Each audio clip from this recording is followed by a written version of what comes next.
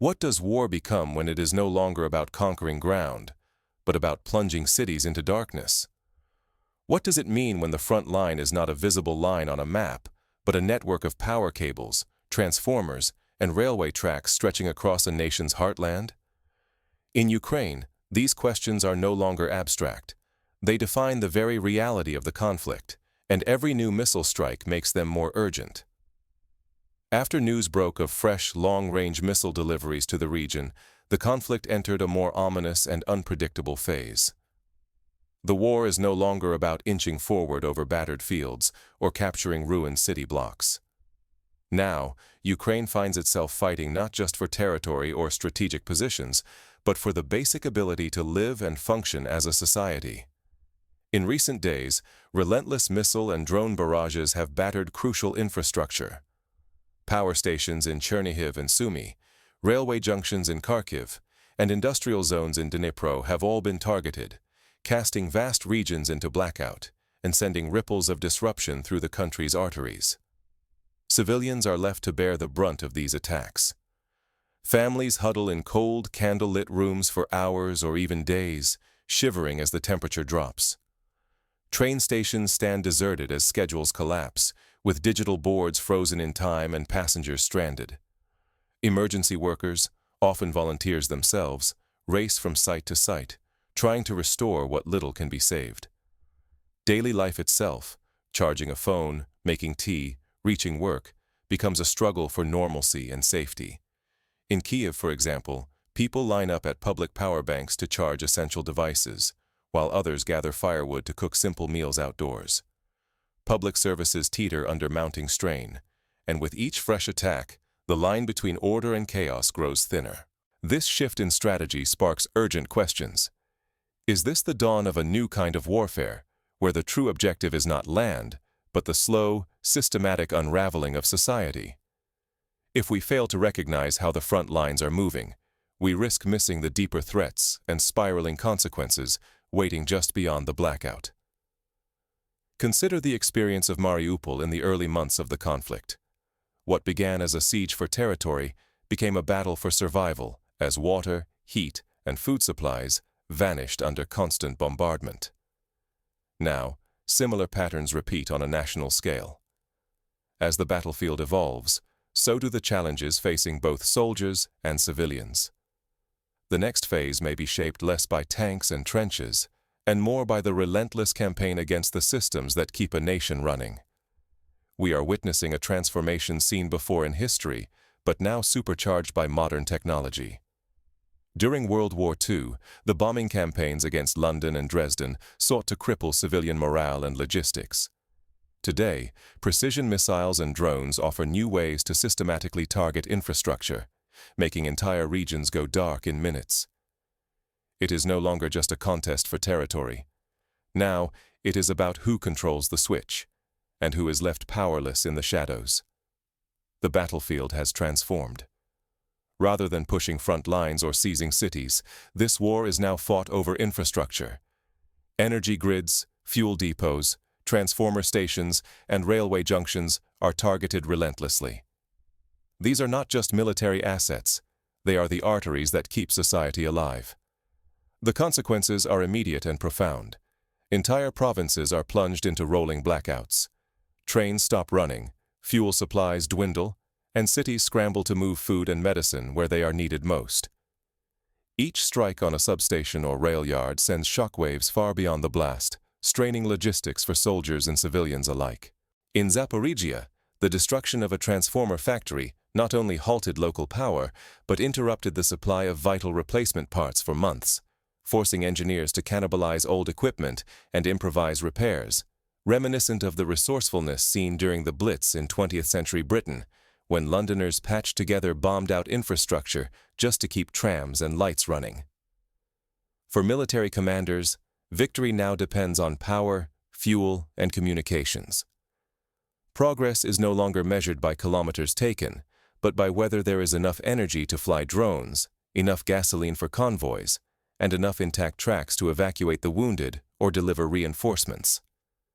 During recent operations in Kupiansk, Ukrainian troops were forced to halt advances not due to enemy resistance, but because fuel shipments could not get through destroyed rail lines, echoing the logistical nightmares faced by Napoleon's army during the Russian campaign, where supply lines made the difference between success and failure. For ordinary people, war has become a nightly ordeal of alarms and darkness. Essentials like lighting, heating, and clean water can disappear without warning. Many spend sleepless nights in shelters, listening for sirens, uncertain if their homes will survive until morning. In Kharkiv, families have resorted to storing water in bathtubs and cooking on open fires in courtyards, a scenario reminiscent of the siege of Sarajevo in the 1990s, when residents adapted to months without utilities by creating makeshift stoves and gathering water from public fountains under sniper fire. To ignore this new front is to overlook the most insidious threat: the gradual unraveling of society itself. The goal is no longer just to win battles, but to wear down the enemy by crippling the systems that hold daily life together. The psychological toll is profound, as uncertainty and constant disruption become the new normal. In many ways, this echoes the Allied strategic bombing campaigns in World War II, which sought not only to destroy factories, but also to break civilian morale by erasing predictability and safety from daily existence. How did this ruthless strategy come to dominate, and what is it like for those trapped inside its grip? The story of this transformation begins long before the first blackout. To understand how infrastructure became the new front line, we have to look at the tactics and turning points that set this war apart. In early phases, both sides focused on capturing key towns and territory, but as the fighting ground to a stalemate, attention shifted to the arteries that sustain military and civilian life alike. This is not a new idea. During the Korean War, United Nations forces targeted North Korean power plants and railroads, seeking to disrupt supply and force negotiations. What is new is the intensity and precision made possible by modern missiles, drones, and cyber attacks, which can strike dozens of sites within minutes, overwhelming repair crews and emergency responders. Every blackout, every shattered bridge, a fresh front in an invisible siege. In Ukraine, the war is now waged not only with bullets, but with darkness and severed supply lines. Each ruined transformer, each sabotaged rail, tears new wounds, ones that bleed far beyond the battlefield. Consider Pokrovsk and Kupiansk. These frontline towns are now grim case studies in modern siege warfare. Encircled on multiple sides, their lifelines are cut by artillery barrages and prowling drones. Resupply missions, often under relentless fire, become desperate gambles. Evacuations are equally perilous, with convoys racing against both time and incoming shells. In one recent attempt, a Ukrainian relief convoy trying to reach Pokrovsk had to reroute 3 times due to collapsed bridges, eventually arriving hours late with only a fraction of the intended supplies. Both Ukrainian and Russian forces have adapted to this merciless new terrain. Drones stalk convoys and repair teams from above, using thermal imaging to spot movement even at night. Artillery targets not just enemy troops, but the veins of movement: bridges, substations, and warehouses vital to survival. Even in the rare moments of quiet, the pressure is unbroken, as both sides scramble to repair damage or fortify what remains. The constant threat has changed tactics. Repair crews now work by night, using blackout curtains and radio silence, while supply columns travel in smaller, dispersed groups to avoid detection. A practice similar to convoy tactics used during World War II to evade German U-boats. Repairing what is lost means stepping into danger. Teams patch power lines and rails with shells landing close by. Supplies are scarce, tools are basic, and the reward is often just a few more hours of power or a single open road before the next strike. In Chernihiv, an engineer described working 18-hour shifts with only hand tools and scavenged wire, knowing that every repair could be undone by the next missile. This echoes the experience of London's Blitz repair squads in the 1940s, who risked death to restore electricity and water after nightly bombing raids. Communities endure in the shadow of collapse. Volunteers risk the front to deliver food, water, and medicine through ruined streets. Basements and metro stations become makeshift shelters. Every drop of fuel, every loaf of bread, every charge of a phone is rationed with ruthless precision. In Kiev, community kitchens have sprung up in subway stations, where residents share whatever supplies they have, a modern echo of the soup kitchens that sustained Leningrad during its grueling siege in World War II. Yet with every passing day, the stakes climb higher. If supply chains crumble entirely, exhaustion and isolation threaten both armies and civilians. Children study by candlelight, hospitals struggle to keep generators running, and soldiers dig in harder just to hold the line. The collapse of a single bridge can strand entire neighborhoods without food or medical care. In Dnipro, a hospital was forced to evacuate premature infants by hand when backup generators failed, a desperate measure reminiscent of scenes from war-torn Aleppo in Syria, where medical workers improvised life-saving care under constant threat. With front lines blurred and every bridge a target, the war on infrastructure poses a haunting question. How much more can these systems endure before they finally snap? And who will be left to pick up the pieces? As this war of attrition grinds on, each act of destruction ripples outward, testing the resilience of everyone in its path. The next phase will reveal whether adaptation or exhaustion prevails. There are no swift victories in sight, only a relentless grind toward exhaustion. As the war in Ukraine enters its second year, military analysts warn that the conflict has hardened into a war of attrition. Day after day, neither side achieves a decisive breakthrough. Instead, both armies are locked in a punishing stalemate, trading artillery shells and drone strikes over ruined villages and strategic crossroads. The toll climbs steadily, with casualties mounting and each battered position gained at enormous cost. Yet the front lines are no longer only trenches and rubble. The war has metastasized into a campaign against infrastructure itself. Power stations, railway lines, bridges, factories, and supply hubs have become targets. Explosions and fires illuminate the night as missiles and sabotage operations ripple through cities and industrial zones. Blackouts plunge whole neighborhoods into darkness, water pumps fail, and essential services grind to a halt. Every strike frays the fabric of daily life, pushing hospitals, schools, and emergency responders closer to collapse. The situation is reminiscent of the devastation seen in Grozny during the Chechen Wars, where the systematic destruction of utilities left the city uninhabitable for months. International organizations are issuing urgent warnings. Each week, the humanitarian crisis deepens. Doctors struggle to treat the wounded with dwindling supplies and unreliable electricity. Clean water grows scarce as pipelines are shattered. Schools shut their doors, leaving children adrift without education or safety. Humanitarian agencies warn that the threat of mass displacement and disease is no longer theoretical. It is unfolding now, impacting millions who face hunger, cold, and fear.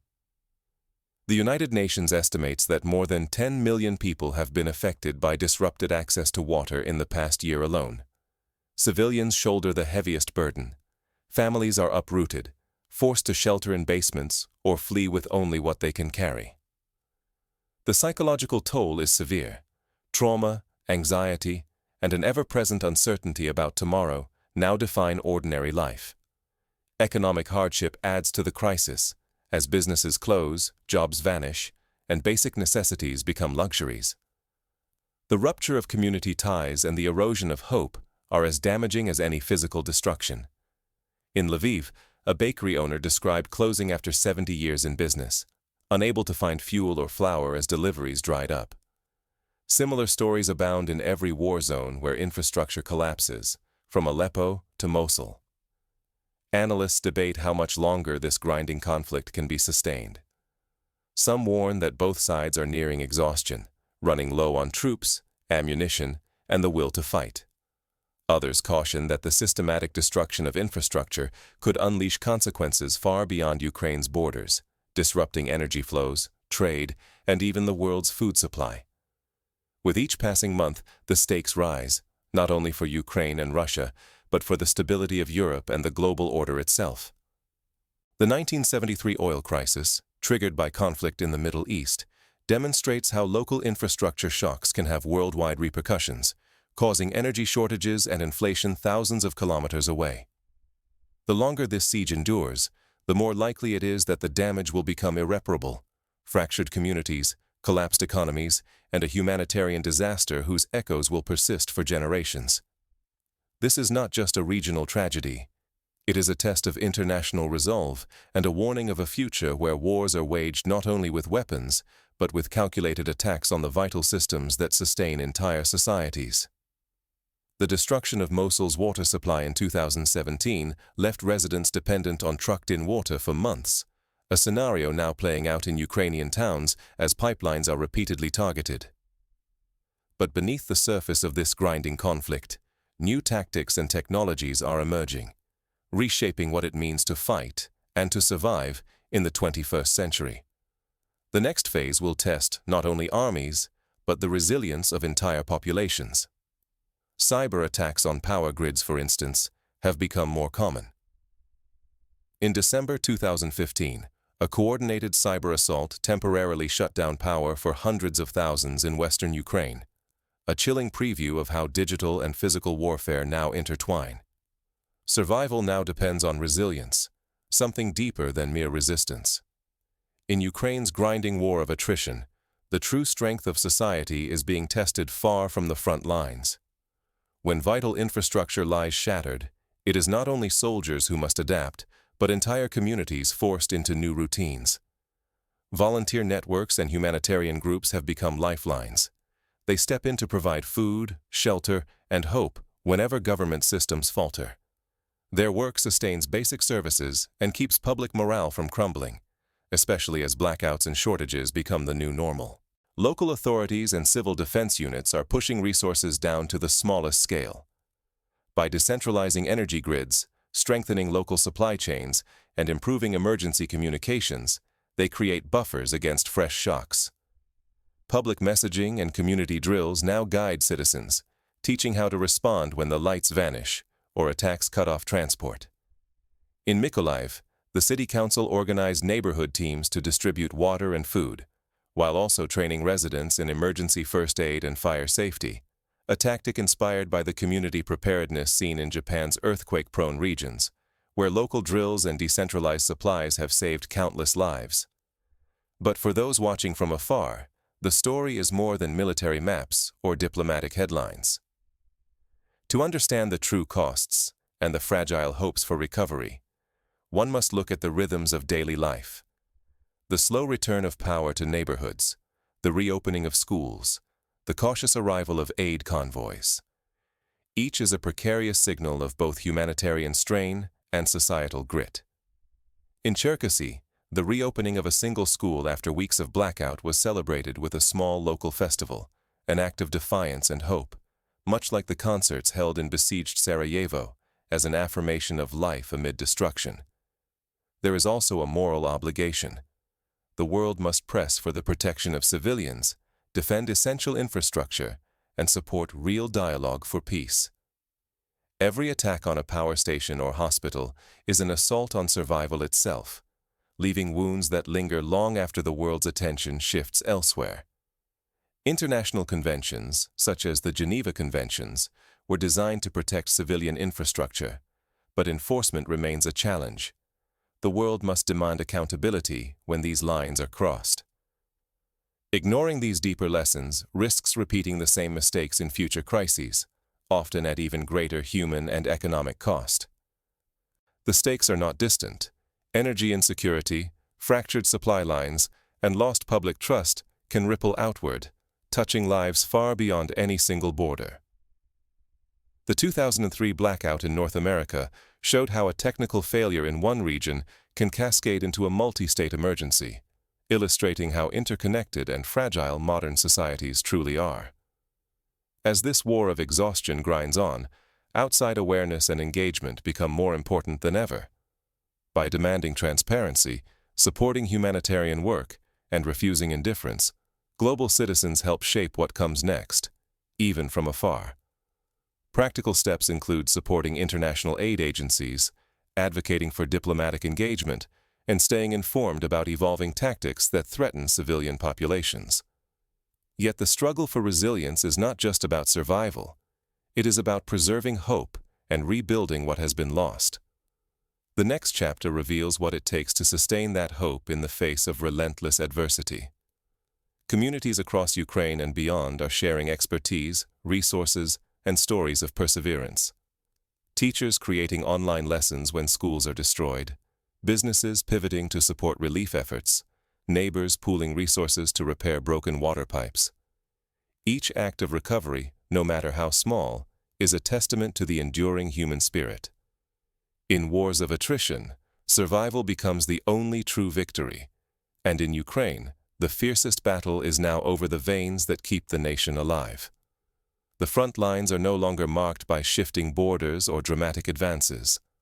The real contest has moved to the power lines, railways, and industrial hubs that sustain both the army and the population.